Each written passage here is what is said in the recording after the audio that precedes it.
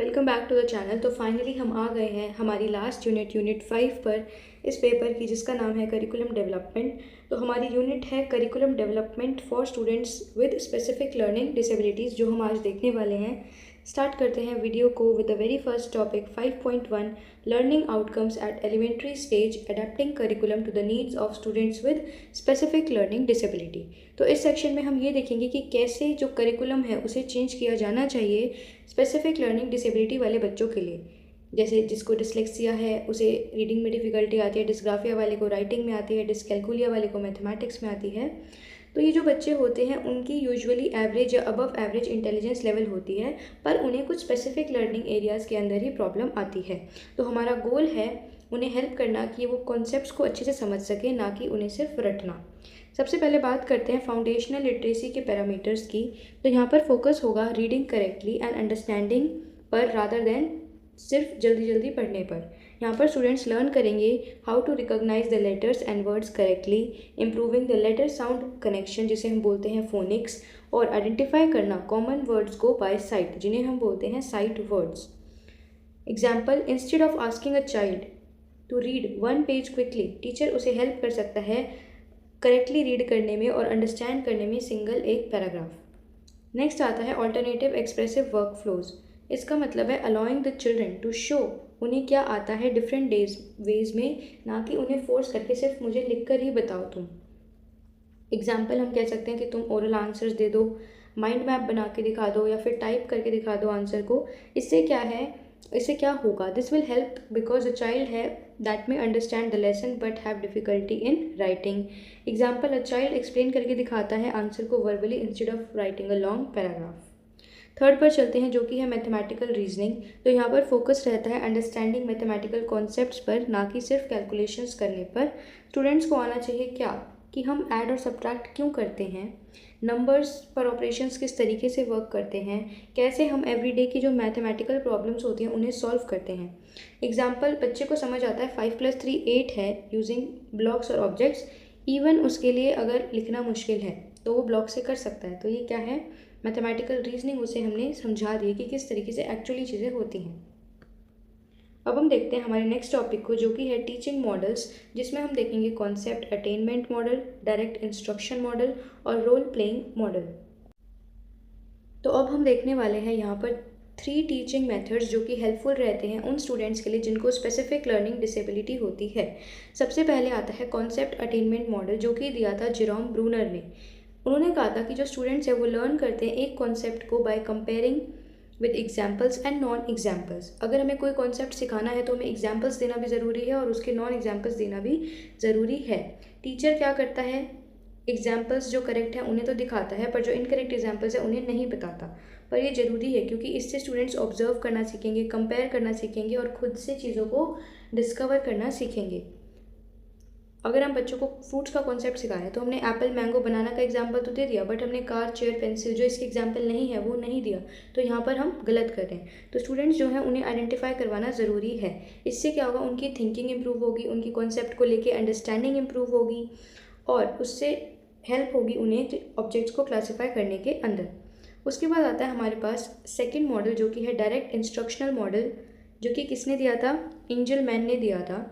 इसका मीनिंग ये है कि जो टीचर है वो यहाँ पर टीच करता है स्टेप बाय स्टेप एक क्लियर और स्ट्रक्चर्ड वे के अंदर। डायरेक्ट इंस्ट्रक्शंस दे रहा है, कॉन्सेप्ट को एक्सप्लेन करता है, उसे डेमोन्स्ट्रेट करके दिखाता है, गाइडेड प्रैक्टिस देता है बच्चों को, जो मिस्टेक्स हैं उन्हें इमीडिएटली करेक्ट करता है और इंडिपेंडेंट प्रैक्टिस करने का मौका देता है।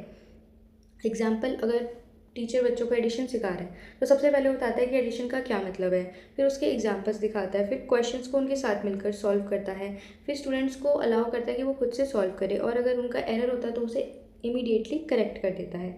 इसका पर्पज़ रहता है कि बच्चे की रीडिंग, राइटिंग, स्पेलिंग, मैथमेटिक्स के साथ साथ उसका कॉन्फिडेंस लेवल भी है वो बूस्ट हो जाता है। अगर हम बात करते हैं रोल प्लेइंग मॉडल की, तो इसका मतलब है स्टूडेंट्स लर्न करते हैं by acting out the real life situations. जैसे ग्रॉसरी शॉप से सामान लेकर आना, talking politely to a teacher, visiting a doctor, travelling by bus. तो बाय एक्टिंग स्टूडेंट जो है वो अंडरस्टैंड करते हैं सिचुएशंस को बेटर और उनकी जो कम्युनिकेशन और सोशल स्किल्स हैं वो इम्प्रूव हो जाती हैं। अब हम देखेंगे हमारा नेक्स्ट टॉपिक, जो कि है इंस्ट्रक्शनल प्लानिंग के स्टेप्स। तो जो इंस्ट्रक्शनल प्लानिंग होती है इसका मतलब होता है प्रिपेयरिंग द टीचिंग एक सिस्टमैटिक वे में according to the child's need. Step 1 आता है स्टैंडर्ड लर्निंग टारगेट सिलेक्शन। इसके अंदर हम आइडेंटिफाई करते हैं किस क्लास के क्या लर्निंग ऑब्जेक्टिव्स रहेंगे और डिसाइड करते हैं कि what the student has to learn. Example हम डिसाइड करते हैं कि बच्चों को आज सीखना है वॉवल्स का कॉन्सेप्ट, ये हमारा स्टेप 1। सेकेंड स्टेप में हम करते हैं लर्नर बेस लाइन ट्रैकिंग, जहाँ पर असेस करते हैं हम बच्चे की करंट लेवल क्या परफॉर्मेंस है, उसकी क्या स्ट्रेंथ है, क्या डिफ़िकल्टीज़ हैं। जैसे हमने आइडेंटिफाई करा कि जो बच्चा है वो सिर्फ 3 वॉवल्स को रिकॉग्नाइज कर पा रहा है। स्टेप 3 में हम क्या करते हैं, मेजरेबल ऑब्जेक्टिव फॉर्मुलेशन करते हैं। हम ब्रेक करते हैं लर्निंग गोल को स्मॉल मेजरेबल ऑब्जेक्टिव्स में। एग्जाम्पल, हमने देखा कि द स्टूडेंट जो है it will identify all 5 vowels with 80% accuracy. ये हमने एक मेजरेबल ऑब्जेक्टिव अपना फॉर्म कर लिया। उसके बाद आता है स्टेप 4, जहाँ पर हम स्कैफोल्डिंग मटेरियल कैलिब्रेशन करते हैं। मतलब हम सेलेक्ट करते हैं क्या सुटेबल टीचिंग लर्निंग मटेरियल हमें चाहिएगा और यूज़ करते हैं मल्टी सेंसरी एड्स जैसे कि फ्लैश कार्ड्स हो गए, ग्राफिक ऑर्गेनाइजर्स हो गए, ऑडियो सपोर्ट हो गया, या मैनिपुलेटिव्स जैसे कि ब्लॉग्स। ये चीज़ें हम देखते हैं। फिर आता है हमारा स्टेप 5, जहाँ पर हम क्या करते हैं, लेसन को डिलीवरी करते हैं, जो कि एक ग्रेजुअल रिलीज मॉडल होता है। आई डू मतलब टीचर मॉडलिंग, टीचर यहाँ पर डेमोन्स्ट्रेट करके दिखाता है स्किल को। वी डू का मतलब है गाइडेड प्रैक्टिस, जहाँ पर टीचर और स्टूडेंट एक साथ मिलकर उस चीज़ को करते हैं। यू डू का मतलब है इंडिपेंडेंट प्रैक्टिस, जहाँ पर स्टूडेंट उस टास्क को इंडिपेंडेंटली करता है। तो इसका सीक्वेंस क्या रहता है, I do, we do, you do. फिर आता है स्टेप 6, जहाँ पर कॉन्टीन्यूस प्रोग्रेस मॉनिटरिंग की जाती है। स्टूडेंट्स इसमें क्या करते हैं, इसमें स्टूडेंट्स को रेगुलरली असेस किया जाता है उनकी प्रोग्रेस को, और जो टीचिंग स्ट्रैटेजी है उन्हें चेंज किया जाता है अगर ज़रूरत पड़ती है तो, और प्रोवाइड किया जाता है फीडबैक एंड रीइंफोर्समेंट साथ ही साथ। अब हम देखते हैं हमारे नेक्स्ट टॉपिक को, जो कि है 5.4 पिरामिड प्लान। तो पिरामिड प्लान या पिरामिड प्लानिंग क्या होता है, ये एक इंक्लूसिव टीचिंग स्ट्रैटेजी होती है जिसके अंदर जो टीचर है वो प्लान करता है लेसन्स को 3 लेवल्स में, ताकि हर स्टूडेंट है वो लर्न कर सके बजाय उनकी डिफरेंट एबिलिटीज़ हैं क्लासरूम के अंदर। तो पिरामिड लेवल्स में सबसे पहले हम देखते हैं बेस टीयर या बॉटम, जिसमें हम देखते हैं what all students must learn. सभी स्टूडेंट्स, वो कौन सी चीज़ें जो सभी स्टूडेंट्स को आ जानी चाहिए। इसके अंदर आते हैं कुछ एसेंशियल कॉन्सेप्ट्स, बेसिक वोकेबलरी, कुछ मेन आइडियाज़ और मिनिमम लर्निंग आउटकम्स जो सबके लिए होने ही चाहिए। एग्जाम्पल, अगर हम कोई लेसन प्लान कर रहे हैं प्लांट्स के ऊपर, तो उसके अंदर जो बेस टीयर होगा उसके अंदर आ जाएगा identifying the parts of the plant और बेसिक वोकेबलरी सीखना, जो हर एक स्टूडेंट अचीव कर सकता है इस लेवल पर। फिर हम चलते हैं मिडिल टीयर पर, जहाँ पर हम देखते हैं what most students with learn.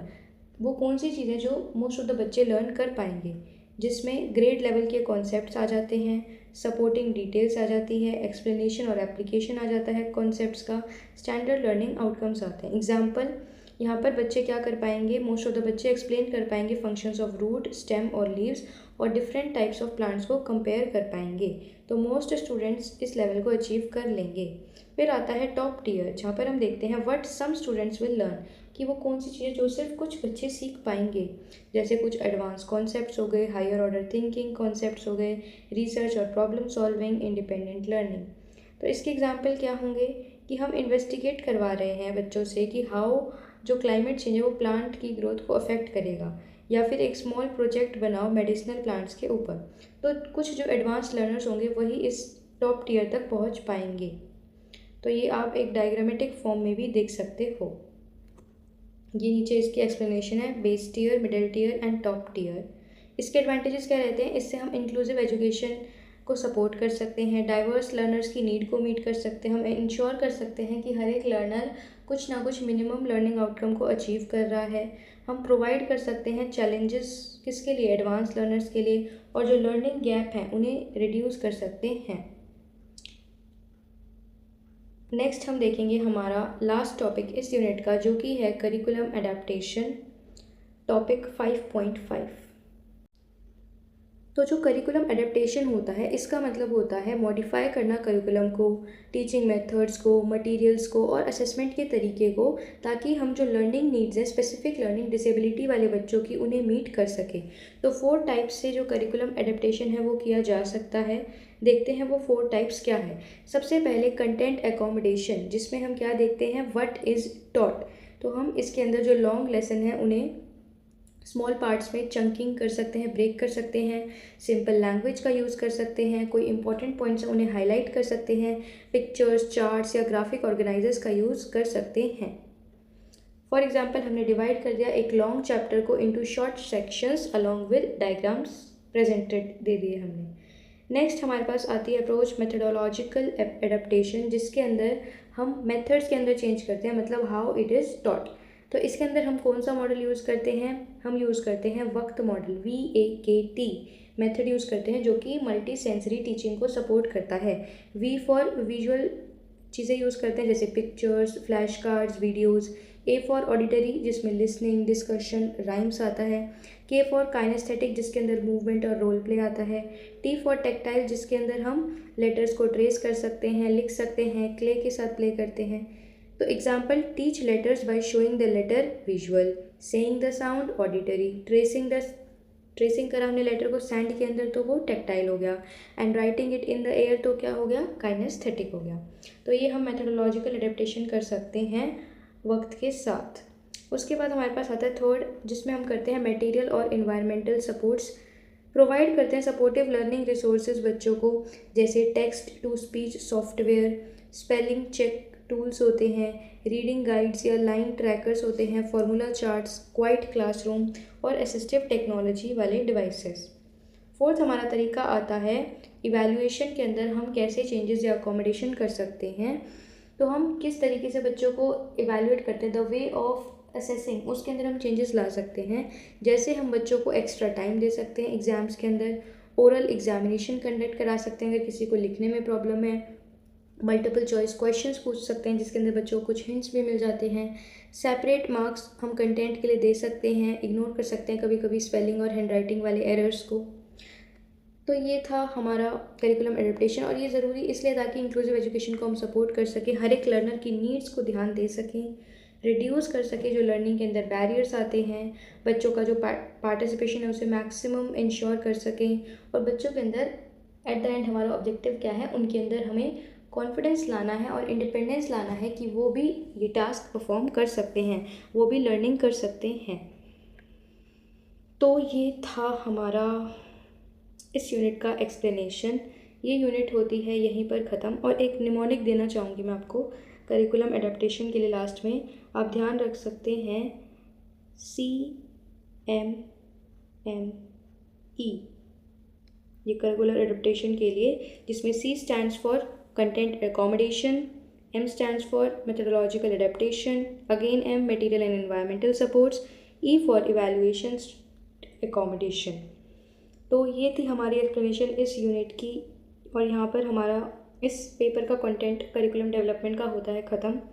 Hopefully आपको समझ में आ गए होंगे टॉपिक्स। अगर कोई डाउट है तो कमेंट सेक्शन में लिख के बता देना, और कंटेंट अच्छा लगा, एक्सप्लेनेशन समझ आई तो वीडियो को एक लाइक बटन जो होता है उसे हिट कर देना, और अगर कोई मन करे कमेंट ड्रॉप करना है आपके एग्ज़ाम से रिलेटेड फीडबैक का तो वो भी लिख सकते हो, वीडियो रिलेटेड का लिखना है तो वो भी लिख सकते हो।